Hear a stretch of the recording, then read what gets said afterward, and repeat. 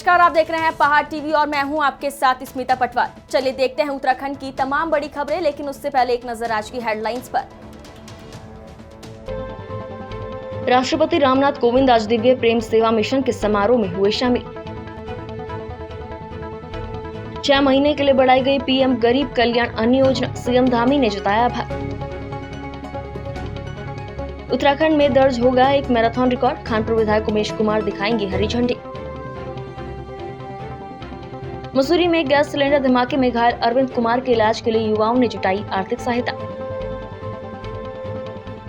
रामनगर में नगर पालिका और प्रशासन की संयुक्त टीम ने भारी मात्रा में पकड़ी प्रतिबंधित पॉलिथीन, गोदाम मालिक पर ठोका 1 लाख का जुर्माना। मुख्यमंत्री पुष्कर सिंह धामी ने हरदा से की मुलाकात, हरदा के स्वास्थ्य की ली जानकारी।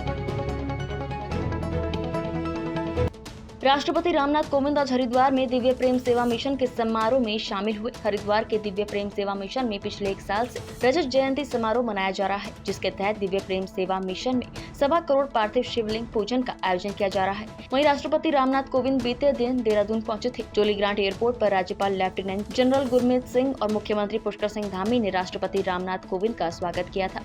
राष्ट्रपति रामनाथ कोविंद ने आज दिव्य प्रेम सेवा मिशन के समारोह में भाग लिया।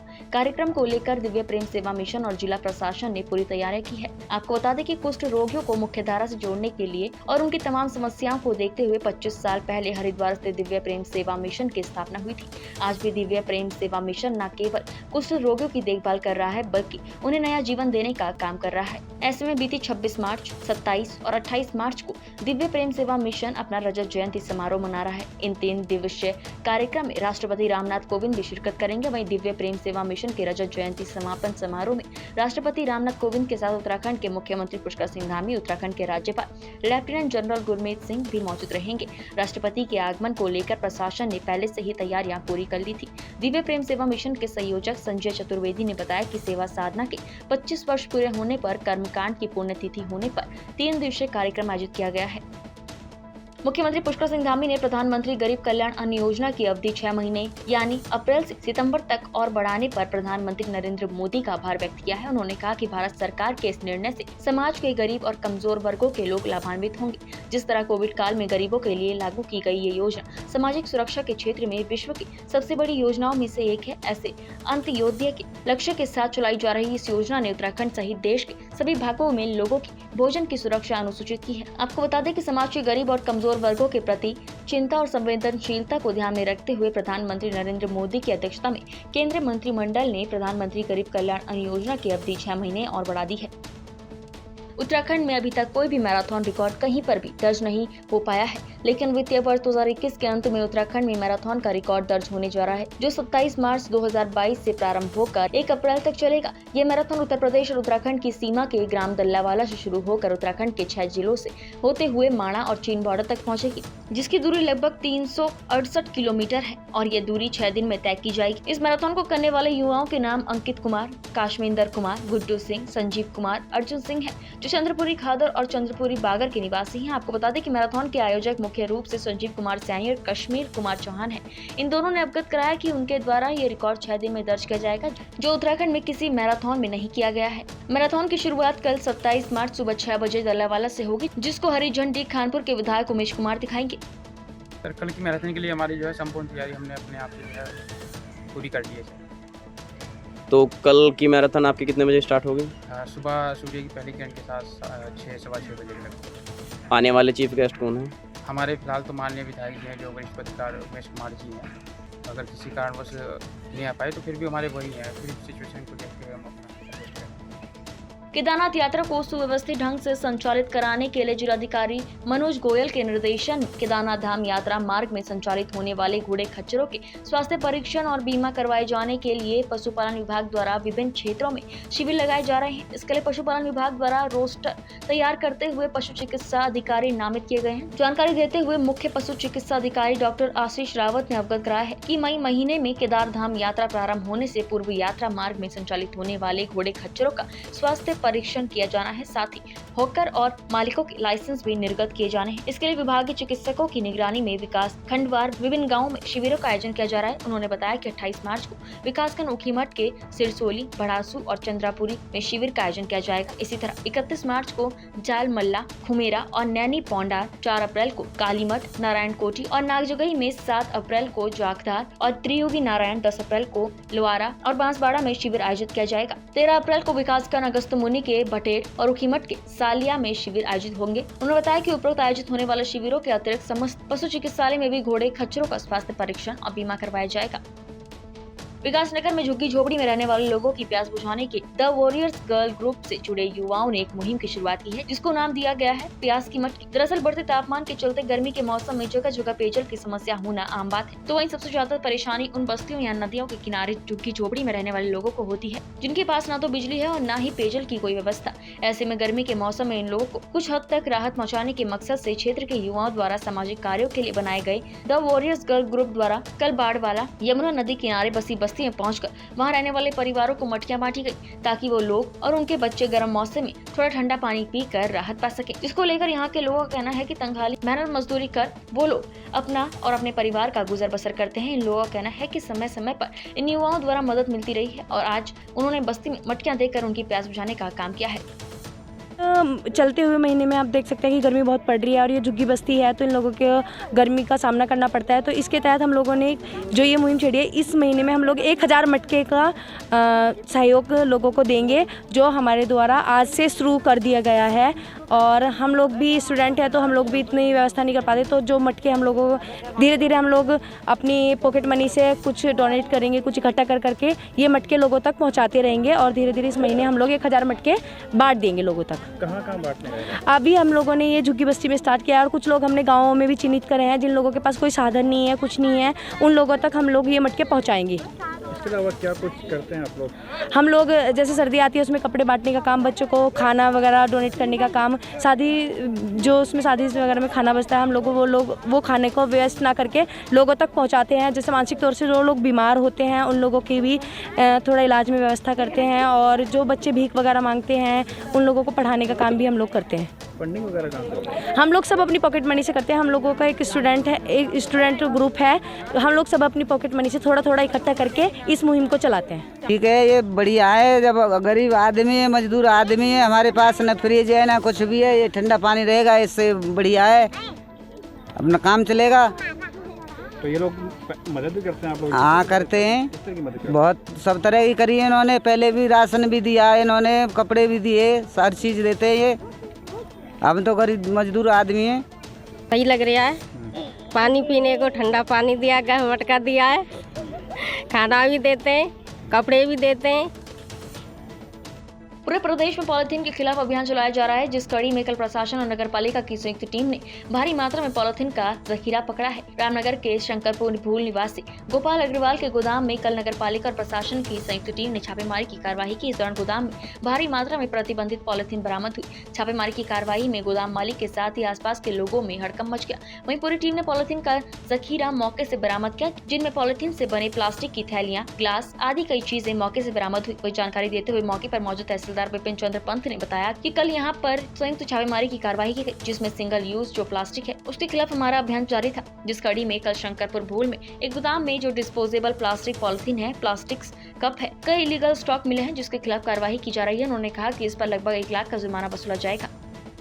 यहाँ पर आज नगर पालिका प्रशासन, तहसील प्रशासन, पुलिस प्रशासन के द्वारा एक संयुक्त अभियान यहाँ पे चलाया गया है, जिसमें सिंगल यूज्ड जो बैंड प्लास्टिक है उसके खिलाफ हम लोग अभियान चला रहे थे। और आज यहाँ शंकरपुर भूल स्थित एक गोडाउन में सिंगल यूज प्लास्टिक और डिस्पोजेबल जो बैंड जो प्लास्टिक कप्स हैं उसके कई इलीगल स्टॉक्स यहाँ पर मिले हैं, जिसके खिलाफ कार्रवाई गतिमान है। आज ये चलाए गए अभियान में, इससे पूर्व भी यहाँ पर नगर पालिका के द्वारा पृथक से एक अभियान चलाया गया था, जिसमें जो बैंड जो प्लास्टिक है उसको सीज़ किया गया था और उस पर जो है जो भी पेनल्टी है वो इम्पोज करने की कार्रवाई की गई नगर पालिका के द्वारा। इसके अलावा तहसील एडमिनिस्ट्रेशन के द्वारा भी यहाँ पर हमारे नायब तहसीलदार के द्वारा ग्रामीण क्षेत्र है वहाँ पर इस प्रकार की कार्रवाई की गई है, सीज भी किया गया है बैंड प्लास्टिक। जनपद नैनीताल के सर्किट हाउस काठगोदाम में जिला स्तरीय विकास प्राधिकरण की 16वीं बोर्ड बैठक मंडल आयुक्त कुमाऊं दीपक रावत की अध्यक्षता में संपन्न हुई, जिसमें आयुक्त ने अधिकारियों को टिप्स दी। बैठक में मंडल आयुक्त ने प्राधिकरण के अधिकारियों को विभिन्न स्थानों का स्थलीय निरीक्षण किए जाने के निर्देश दिए। इस अवसर पर प्राधिकरण द्वारा वर्ष 2021 से 2022 का वास्तविक व्यय और वर्ष 2023 का प्राथमिक बजट के आय व्यय का विवरण प्रस्तुत किया गया। द कश्मीर फाइल्स फिल्म ने सिनेमाघरों में धूम मचाई हुई है। फिल्म की पटकथा, अदाकारी और लोकेशन की काफी तारीफ की जा रही है।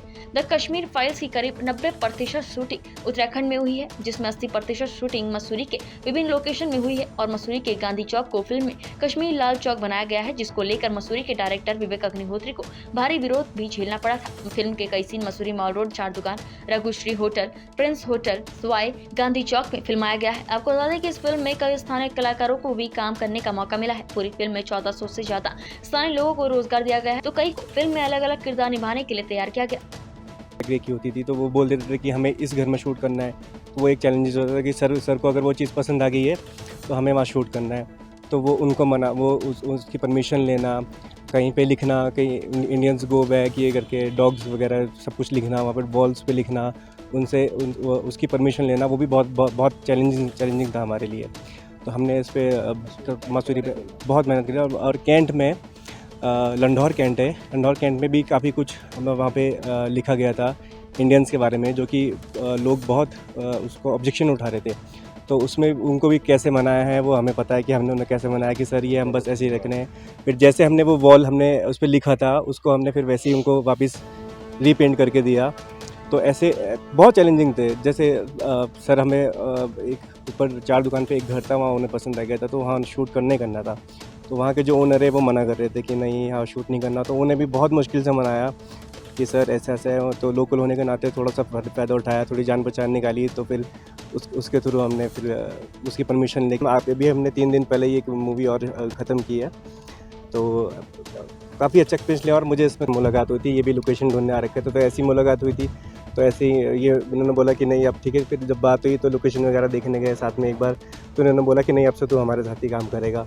तो तब से बाली भाई और गौरव भाई को दोनों का धन्यवाद करना चाहूँगा कि इन्होंने मुझे अपनी टीम में रखा है। और सारे प्रोजेक्ट जितने भी प्रोजेक्ट होते हैं सब में साथ मिलकर करते हैं। लाइब्रेरी चौक जिस दिन हम शूट कर रहे थे उस दिन कुछ स्थानीय लोग थे जिन्होंने हमारे नाम पे मुर्दाबाद भी किया वहाँ पर खड़ा होके कि लोकल प्रोडक्शन मुर्दाबाद, बॉम्बे वाले मुर्दाबाद, ये सब चीज़ें हुई।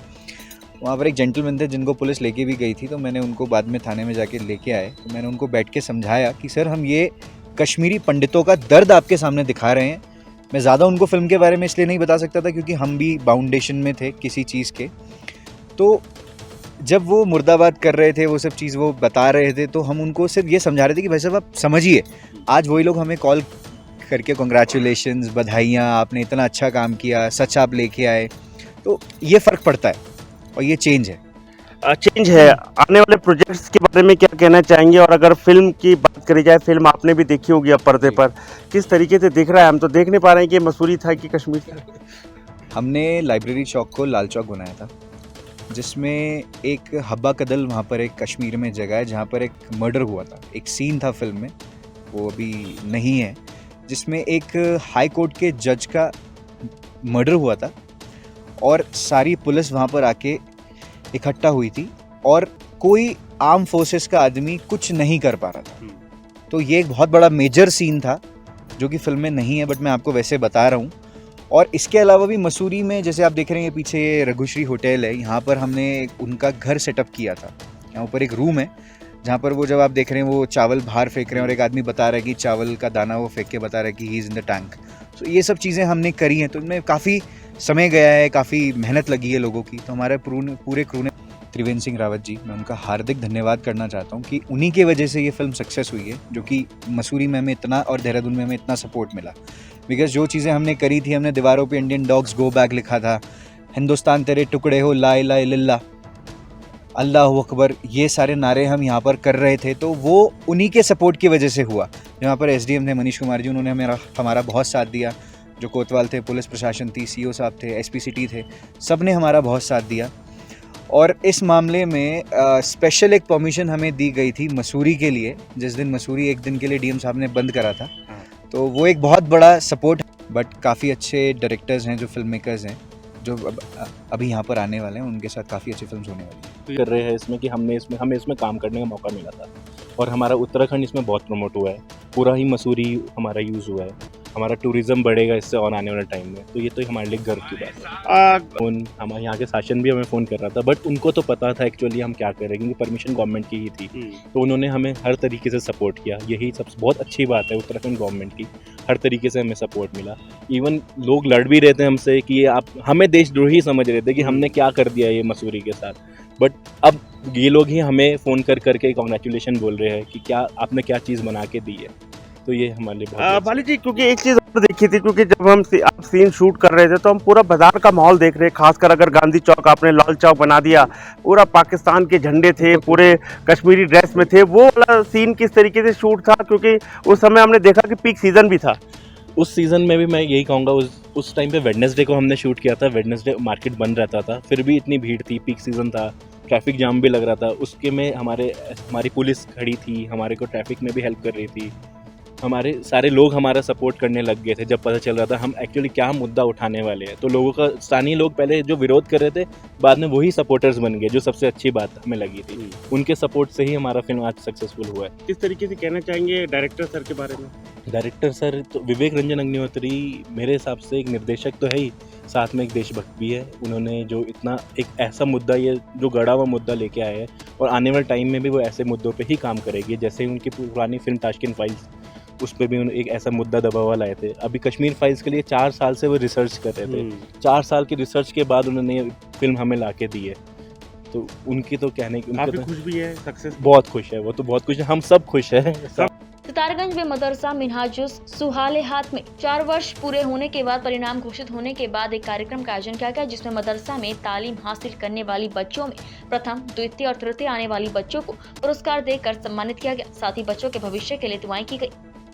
मिनहाजुस सुहालेहात जो 4 साल इस साल मुकम्मल हो गए हैं, इसका ये रिज़ल्ट का प्रोग्राम था। नतीजे घोषित हुए। जिन बच्चियों ने अपनी क्लास में फर्स्ट, सेकंड, थर्ड पोजीशन हासिल की, उनको इनाम दिए गए। जो बच्चियाँ टॉपर आई, उनको इनाम दिए गए, जिसमें शहर के ज़िम्मेदार लोग शामिल रहे इनाम देने के लिए, और ताकि बच्चियाँ मेहनत से तालीम हासिल करें। हमारा मोटिव इनाम देने का ये है ताकि ये इनाम हासिल करके, और जिन बच्चियों ने नहीं हासिल किए हैं वो देख करके उनमें जज्बा पैदा हो और एजुकेशन के फील्ड में वो बहुत आगे बढ़ सके, और एजुकेशन की जो है हर घर में और हर बेटी के पास पहुंच सके। इसलिए हमने इस इनाम का प्रोग्राम मुनक्किद किया था। पैगाम की शक्ल में अपने कौम की बच्चियों से, बेटियों से बस इतना कहना चाहता हूँ कि वो बेहतर तालीम हासिल करने की कोशिश करें, और जो उनकी अपनी एक शनाख्त है पर्दे की, निकाम की, वो उसमें रहें, और इस्लाम के उसूल और इस्लाम के तरीक़े के मुताबिक किसी भी कॉलेज में जाकर के, किसी भी स्कूल में जाकर के अच्छी तालीम हासिल कर सकती हैं, और उन्हें करना चाहिए। इसलिए कि जब वो तालीम हासिल करेंगी तो कहीं ना कहीं उससे उनके माँ बाप का भी नाम रोशन होगा, और उससे कौम मुस्लिम का भी भला होगा। माशाल्लाह, बहुत ही खुशी की बात है। खुशी की बात इसलिए जो ये नेक काम आज तक नहीं हो पा रहे थे, जो कि हमारी जो बच्चियां हमारी मुस्लिम परिवारों की जो हमारी दीनी मजहबी तालीम से बहुत दूर रह गई थी, और साथ ही साथ इंग्लिश, हिंदी, मैथ, सारी जितनी भी जो एक आम कॉलेज में जो पढ़ाई होती है वो मदरसे के रूप में मौलाना आरिफ वाहिदी साहब के तरफ से जो दी जा रही है, मैं उनका दिल की गहराइयों से बहुत बहुत शुक्रिया अदा करता हूँ। और बहुत सारे तमाम जो सितारगंज के जो हमारे बासिंदे हैं उनसे भी ऐसी गुजारिश करूँगा कि इस काम को ज़्यादा से ज़्यादा इनके साथ सपोर्ट करें और अपने घर की बच्चियों को मदरसे में भेजें, ताकि दीनी तालीम और मजहबी तालीम और दुनियावी तालीम, सारी तालीमें इस मदरसे से मिल सके। और हमारी ज़िंदगी क्या है, हमारे मकसद क्या हैं, इन मदरसों से ही हासिल होते हैं, ना कि किसी कॉलेज से।